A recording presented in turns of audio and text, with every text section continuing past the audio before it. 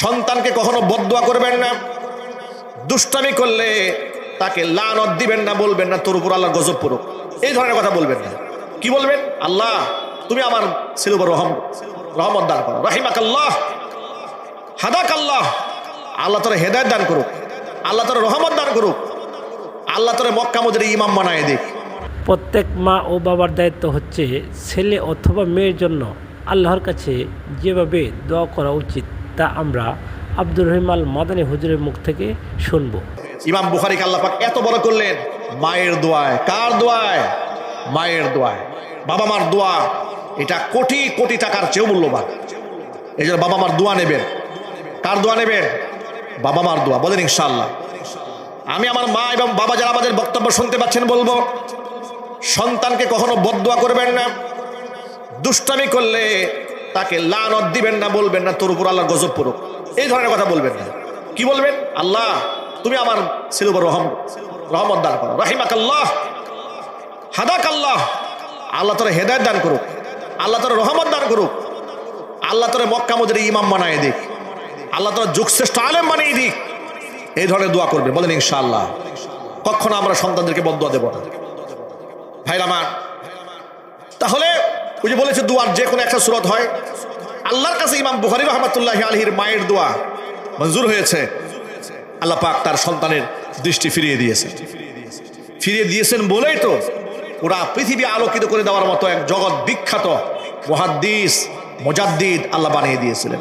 আল্লাহু আকবার। আল্লাহ পাক ইমাম বুখারী রাহমাতুল্লাহি আলাইহি সহ পৃথিবীর সমস্ত মুহাদ্দিসিন যাদের কাছে গোটা বিশ্ববাসী আমরা ঋণী হাদিস পেয়েছি, আল্লাহ পাক জান্নাতুল ফিরদাউসের উচ্চ মাকাম তাদেরকে দান করেন।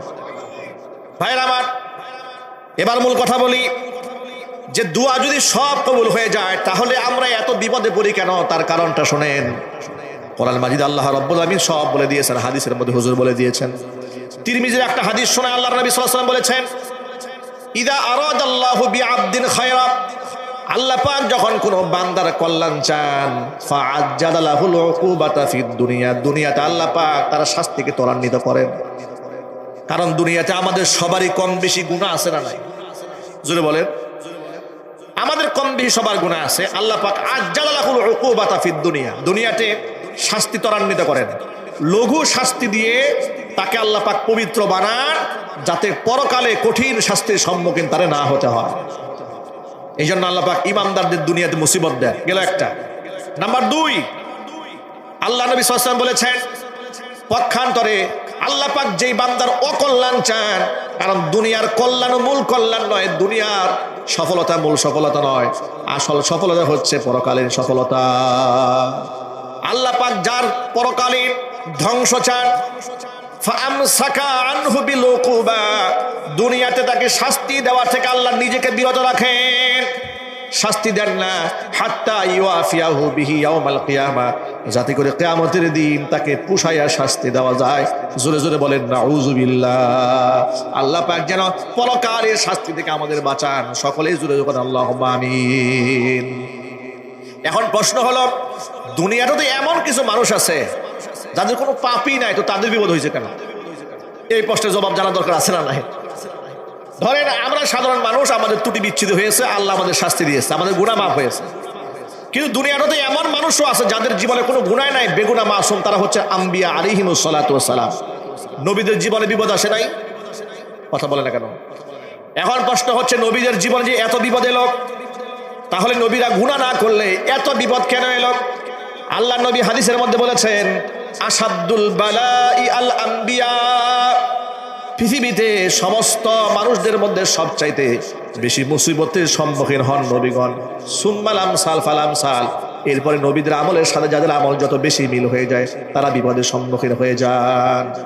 নবীদের বিপদ কেন হয়েছে শোনেন। নবীদের বিপদ হয়েছে একমাত্র তাদের দারাজাত, তাদের মর্যাদা, তাদের তবাকাতকে বাড়ায় দেওয়ার জন্য। জোরে বলেন সুবহানাল্লাহ। তাদের সম্মান এবং মর্যাদার আসনকে আরো অনেক অনেক উপরে উঠায় দেওয়ার জন্য আল্লাহ পাক নবীদের কাছ থেকে পরীক্ষা নিয়েছেন। যেমন আমি আমার খুতবার মধ্যে ছোট্ট একটা আয়াত কারিমা সূরা আম্বিয়ার ৮৩ নম্বর আয়াতটা তেলাওয়াত করেছি। আল্লাহ তাআলা এই আয়াতের মধ্যে কি বলেছেন? আল্লাহ পাক বলেন, ওয়া আইয়ুবা ইয নাদা ربه أني مسني الضر وأنت أرحم الراحمين فاستجبنا له فكشفنا ما به من ضر وآتيناه أهله ومثلهم معهم رحمة من عندنا وذكرى للعابدين সূরা আম্বিয়া 83 এবং 84 নম্বর আয়াতে হিফজ কোরআন মাজিদের মধ্যে 17 নম্বর পারার 6 নম্বর পৃষ্ঠার শুরুতে আল্লাহ রাব্বুল আলামিন বলে দিয়েছেন আমাকে স্মরণ করো ওয়াজকুর আইয়ুব। আইয়ুব মানে ওয়াজকুর আইয়ুব, হে মুহাম্মদ সাল্লাল্লাহু আলাইহি ওয়াসাল্লাম আপনি আমার নবী আইয়ুবের কথা স্মরণ করেন। যখন সে আমার কাছে দোয়া করে বলেছিল আন্নি মাসানিয়া দুররু ওয়া আনতা আরহামুর রাহিমিন, আল্লাহ আমাকে রোগে পেয়েছে আর তুমি হচ্ছ শ্রেষ্ঠতম দয়ালু। আইয়ুব আলাইহিস সালাতু ওয়াস সালাম আল্লাহ পাকের সেই সম্মানিত নবী যাকে আল্লাহ পাক দুনিয়াতে রাজত্ব দান করেছিলেন, ক্ষমতা দিয়েছিলেন, সন্তানাদি দিয়েছিলেন, ধন সম্পদ ইজ্জত আবরু টাকা পয়সা কোনো কিছু আল্লাহ তারা কম দেন নাই। এভাবে কেটে গেল 63 বছর। কত বছর? 63 বছর।